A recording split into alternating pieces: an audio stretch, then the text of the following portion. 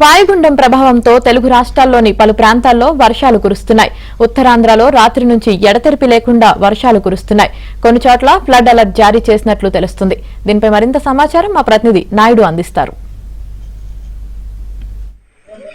బంగాళాఖాతంలో ఉన్నటువంటి తీవ్ర అల్పపీడనం కాస్త వాయుగుండంగా మారింది. ఇప్పుడు ప్రస్తుతం దీని ప్రభావం ఎక్కువ ఒరిస్సా అటు వెస్ట్ బెంగాల్ మీద ఉండేటువంటి అవకాశం ఉంది. ప్రస్తుతం ఇది చూసుకుంటే వాయువ్య దిశగా పయనించి తర్వాత పశ్చిమ వాయువ్య దిశగా పయనించేటువంటి అవకాశం ఉందని చెప్పి వాతావరణ నిపుణులు అంచనా వేస్తున్నారు. వీటి ప్రభావం వల్ల ఇప్పుడు ప్రస్తుతం చూసుకుంటే ఆంధ్రప్రదేశ్ అంతటా కూడా అనేక చోట్ల వర్షాలు కురుస్తున్నటువంటి పరిస్థితి ఉంది. ప్రధానంగా ఉత్తరాంధ్ర జిల్లాలో శ్రీకాకుళం, విజయనగరం, విశాఖపట్నంలో విస్తారంగా వర్షాలు కురుస్తున్నాయి. గత రాత్రి నుండి కూడా ఎడతెరిపి లేకుండా పడుతున్నాయి.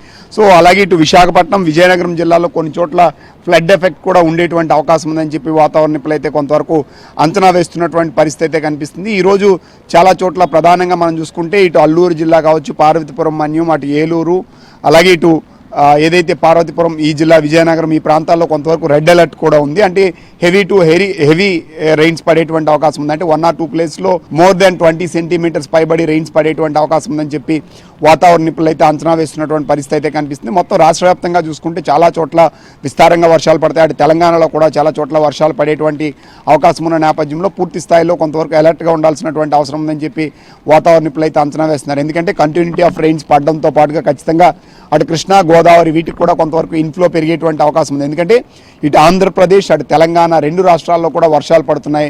అలాగే అటు ఒరిస్సా, ఛత్తీస్గఢ్లో కూడా వర్షాలు పడుతున్నాయి. సో దీని ప్రభావంతో ఇటు కృష్ణా, ఇటు గోదావరి రెండింటికి కూడా ఇన్ఫ్లో పెరిగేటువంటి అవకాశం ఉంది. ప్రధానంగా ఉత్తర కోస్తా జిల్లాలో అయితే 1 or 2 ప్లేస్లో ఫ్లడ్ అలర్ట్ కూడా ఆల్రెడీ ఇప్పటికే ఐఎండీ జారీ చేసినటువంటి పరిస్థితి అయితే ఉంది. గత రాత్రి నుండి కూడా ఉత్తర కోస్తా జిల్లాలో విజయనగరం, విశాఖపట్నం, శ్రీకాకుళం, ఇటు ఈస్ట్ గోదావరిలో కొంతపాటు ఎడతెరిపి లేకుండా వర్షాలు కురుస్తున్నటువంటి పరిస్థితి అయితే కనిపిస్తుంది. మరొక 24 గంటల పాటు వర్షాలు కురుస్తాయి. చాలా చోట్ల భారీ వర్షాలు పడేటువంటి అవకాశం ఉంది. 1-2 చోట్ల అతి భారీ వర్షాలు అంటే మోర్ దెన్ 20 సెంటీమీటర్స్ అబోవ్ కూడా పడేటువంటి అవకాశం ఉంది. కాబట్టి అధికార యంత్రాంగం వీళ్ళంతా కూడా పూర్తి స్థాయిలో అప్రమత్తం ఉండాల్సినటువంటి అవసరం ఉందని చెప్పి అధికారులు చెప్తున్నటువంటి పరిస్థితి అయితే కనిపిస్తుంది. సో తీరం వెంబడి ఏదైతే బలమైన గాలులు ఉంటాయి కాబట్టి వేటకు వెళ్లే మత్స్యకారులు పూర్తి స్థాయిలో అప్రమత్తం ఉండాలి. సాంప్రదాయ మత్స్యకారులు అయితే వేటకు వెళ్ళకూడదని ఇప్పటికే హెచ్చరికలు అయితే కొనసాగుతున్నటువంటి పరిస్థితి అయితే కనిపిస్తుంది.